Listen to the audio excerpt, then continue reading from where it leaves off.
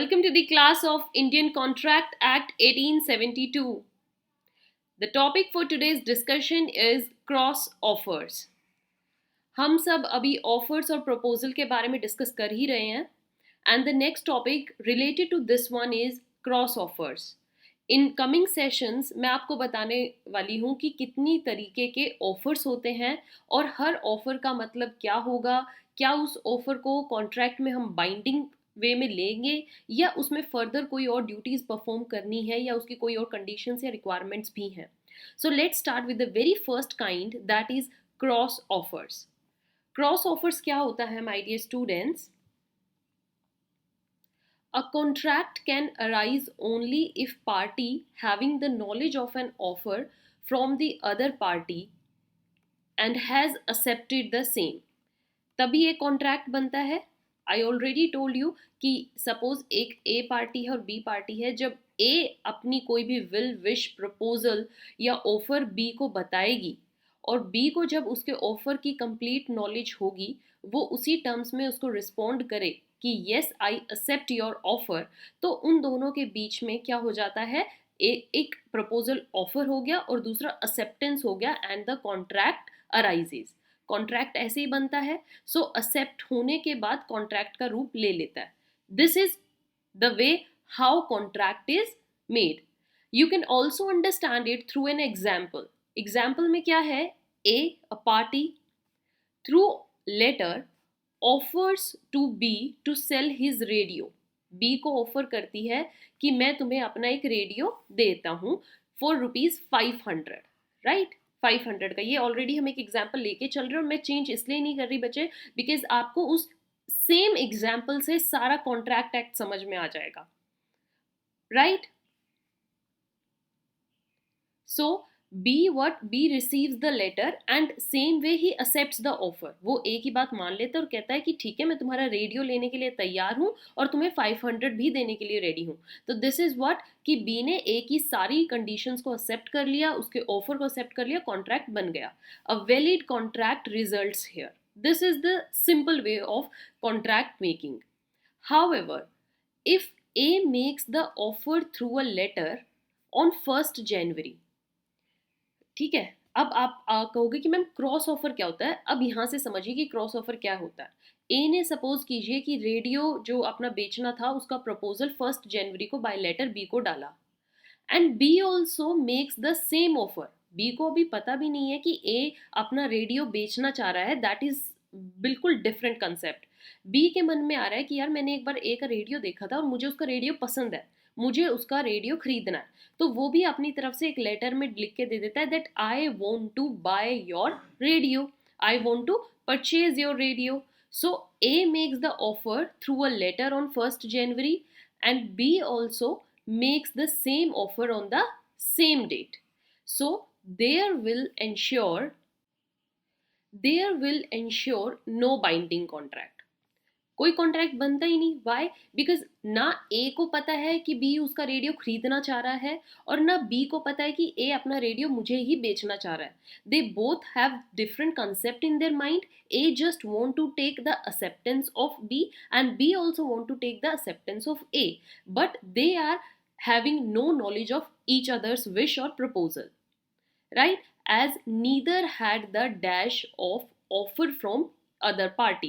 किसी को भी नॉलेज नहीं है एक दूसरे के ऑफर की और इसीलिए यहाँ पर क्या है, कोई भी कॉन्ट्रैक्ट बाइंडिंग नहीं होता है, right my dear students. So as a result there is no valid acceptance भी नहीं होगी and such offers are called as cross offers.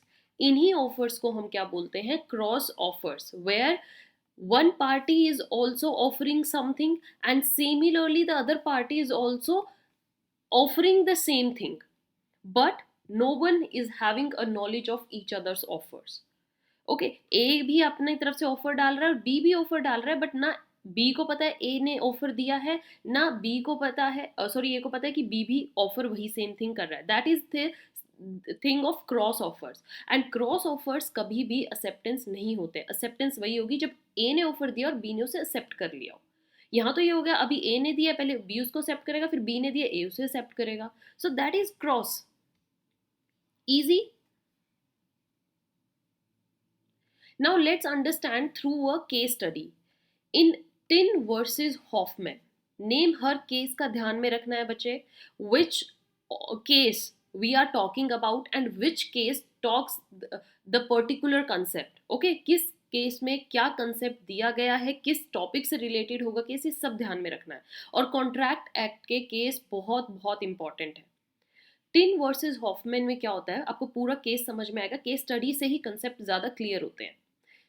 A wrote a letter to B indicating his willingness to sell 800 tons of iron. A B को लिख रहा है कि मैं तुम्हें 800 टन्स की आयरन बेचना चाह रहा हूँ. ये A ने लेटर के थ्रू लिख दिया है.